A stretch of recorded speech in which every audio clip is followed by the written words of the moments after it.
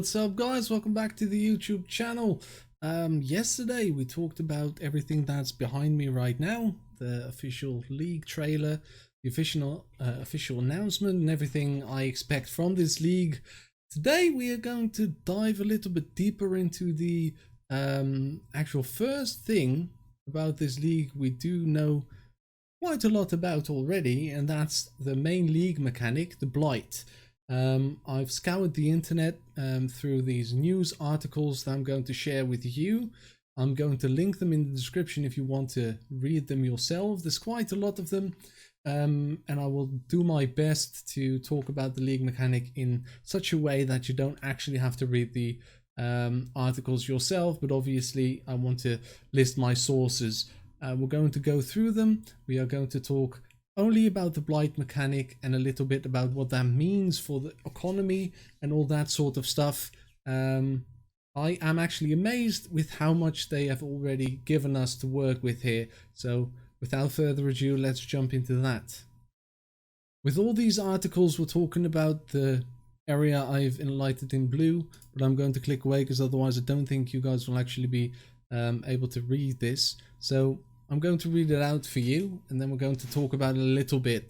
So for this one, the gameplay formula should be instantly recognizable. We've tried hard to combine the fun of a tower defense game with part of Exile's action combat and to do it in a bite-sized way, Chris Wilson told us. There's one such encounter per zone. They should last about 30 to 60 seconds each. The towers really augment how Path of Exile's character builds work. You can do some really crazy things simply by using the towers as part of your build, and the way you specialize with them can affect the monsters in synergistic ways. So that's basically just the way of thinking for GGG. Obviously, it's a nice segue to get into what that actually means. What does the Blight actually do, and what can we expect from that? The towers fill all the usual roles you'd expect in a tower defense game. Some slow down monsters, some buff other towers, some deal direct damage, and so on. You'll get some indication of as to what kind of monsters are coming in each lane, so you can choose the proper towers to deal with them. That indicates to me that there's certain monsters you want to be using certain towers on. What that means is at some point you're going to have to learn which monsters react which way to which tower, and which tower should you actually be using, especially when you get to higher tier maps. I reckon the encounters will get quite difficult, just like the Legion encounter was this time. And you can select which tower you want to use via a pop-up menu at their fixed locations. This will cost you a certain resource, which is gained by killing monsters during these events and tracked via a meter at the bottom of the screen. So that was actually a very big question I had. I asked in the last video, when they announced this league, are they going to have to do it in a way like Delve? On the one hand, where you have a certain resource that you have to farm, or are you just going to farm it in the map itself? So that's interesting, and that's a nice intro to what the actual mechanic is. Here we have Gamepedia, which actually confirms something I thought when I saw the video announcing Blight. Thankfully, the mind-controlled monsters aren't the smartest. They'll blindly follow the tendrils of growth, only attacking anything that gets in their way. And so, as I've said, I think especially totem builds, like trap builds that set up a turret or some sort of stuff, are going to be very, very, very effective this league. You can just set up at all the lanes, but later on we're going to read something that's going to make that a little bit more difficult. But this is also where the towers come in. You are able to build them so at a predetermined location, and there's a variety of defensive towers, as we've said. Some will deal type of elemental damage, and others will slow down or distract enemies. But they wouldn't be. It wouldn't be Path of Exile if you didn't have to kill the monsters yourself, obviously. So here it says, but there's just too many fronts to handle yourself. So you get to place a variety of damage dealing and element inducing towers. but as Blight encounters get more complex, you have to deal with more tendrils at once as well. And the goal is to stall and weaken them using towers so that you can dash in to finish them off. So you'll see in a later article as well that GGG doesn't necessarily want to make a pure tower defense sort of thing. They actually want us to use the mechanics to slow down all the monsters coming from the tendrils so that we can make our build in a certain way to deal with them ourselves. So it's not like if you are very good at placing the towers and you have the right combination of them, that you don't have to kill the monsters yourself. Your build will still matter. Like 95% of the fight will be determined by your build. Right here we have Blight also has an endgame. I've said this before a couple of times. I really hope we all have to get into the like T11 onward maps, and that's where we actually get the most currency at this league, because we've had 3 months just farming Glacier, most of us, and having so much currency that we can just gamble exalted orbs, and more exalted orbs. So Blight also has an endgame, which is access through blighted maps. You can use these maps in a map device just like any regular map item. Blighted maps will take you to a warped version of that area that contains a juiced up blight encounter. Essentially everything is harder and there are no regular monsters. The benefits, as you can imagine, is items unique to the league. So we are getting, as they've stated, I think it was in the announcement as well, we are getting league specific unique items again. And that's awesome, if you ask me. But this also means that the blighted maps, I think, are going to be really expensive. So I've already kind of made up my mind, is that when we reach, I think it's a good idea for me to, when we reach level, max level, to just farm out these blight maps as an insane person. I think that's a very good idea. I shouldn't share this with you, but you know, I like to help you guys. You guys all know this, so let's just see how that works out. Maybe it's a very bad idea because everyone's going to try it, but if you have enough time to do a lot of farming at the start of the league, I think that's a very good idea. This also means that there are no regular monsters and that the blight maps are all about the blight itself. And that means that you can effectively build a character that isn't that good at the main game, but that is amazing at the blight encounter, which I like. I like that every league is going to be a little bit different, like the arc which we made for monoliths this league. It wasn't very good at any of the other content, and it couldn't it couldn't kill a boss to save its life, honestly, but it worked really well for the farming and we had a lot of fun with that. So I like that sort of stuff. So here we have, in addition to regular loot, Blight encounters will reward players with new items called oils.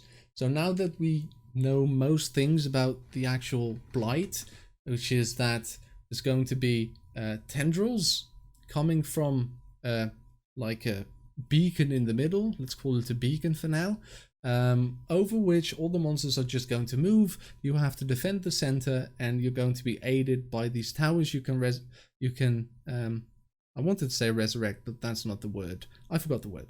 You can get these towers, make these towers, and slow down all the enemies, and you have to defend the middle point. So that's the way it works. And what do you actually get? Well, you get these items called oils. These oils come in 12 color tiers, and can be combined to add properties to rings and amulets through Sister Cassia's anointing process. Each combination of oils produces a different enchantment, though the order they are combined does not matter. Ring enchantment require 2, amulet require 3, and so the ring enchantments just give you buffs for your towers, and the amulet ones give you a notable skill, passive skill in the massive skill tree, giving players access to skills that may be far away from their current builds. That means so much for the builds. That is absolutely insane, especially when you combine that with this one. There's also a special armor set to be found in Path of Exile, Blight, that comes with an amazing property. Each piece of this armor set can be enchanted. if the base stats on this set are good, which I hope they will be, that's going to be insane, because that means you have a good set with good base stats that also have an extra notable passive. So can we please just think about that? You get 4 notable passives for free while still having nice new unique item sets. Really sick, if you ask me.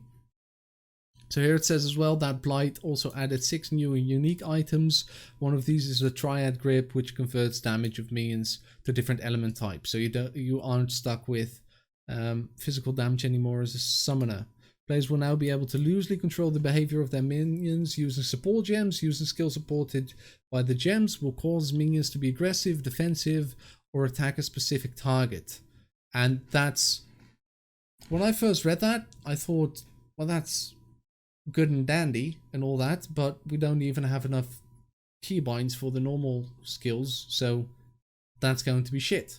But then I realized, yeah, but we are getting a new bar for all our keybindings, so that really helps. You get 3 keybinds, you get the extra keybinds, and you can use 3 of them on attack for the minions, defense for the minions, and then attack a specific target for the minions, which is insane. That's really good. Then here we have some more information about the towers. If an enemy is weak to a certain element, for example, you can build a tower that does elemental damage to capitalize on that. You can also build towers that slow enemies down.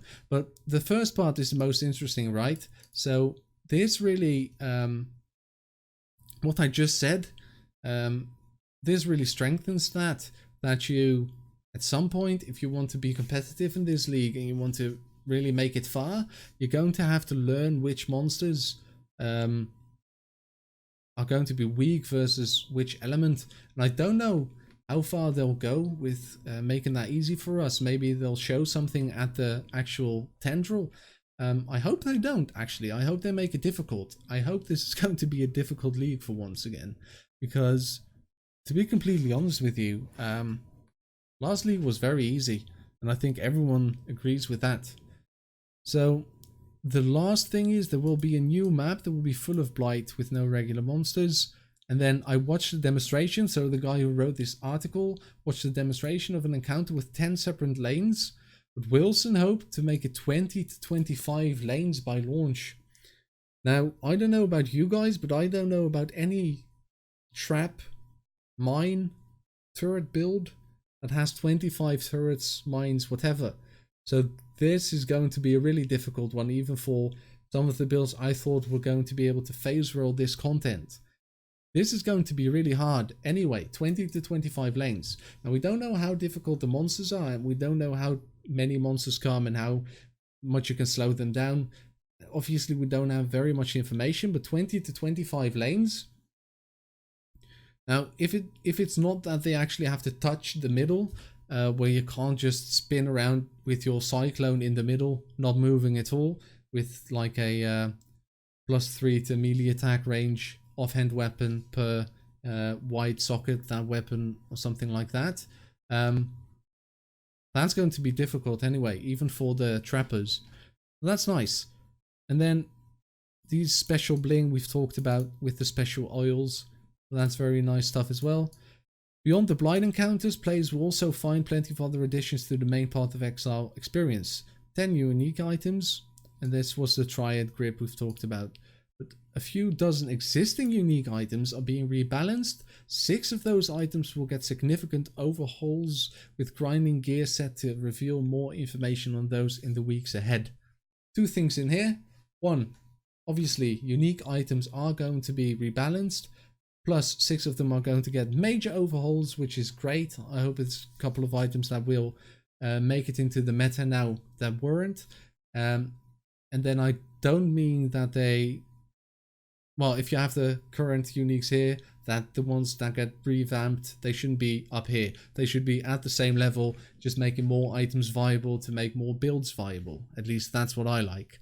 But what it also means is that grinding gear is going to be revealing more information in the upcoming weeks, which is good for me as a content creator, because I can bind you guys saying this if something actually does get shared by Grinding Gear Games, I'm going to make a video about it with an update just like this video. So I hope you guys enjoyed this. This is everything we know so far about the new league mechanic, and I hope you guys want to reward me for this by subscribing to the channel. I hope you liked the video. And just one more thing, right? I took 2.5 weeks off work, starting at the launch date for the league. If you guys want to see someone pushing the league, please feel free to go down in the description below, look at my Twitch channel, follow it, and make sure to just join in every once in a while. You know, get to know me a little bit, and I assure you, you're going to have a good time, because we have a lot of fun on stream, especially with shit like this, man. New league, how exciting can it get, honestly? As you can tell, I can't wait. Thank you very much for watching, guys, and I'll see you later. Eddie, out.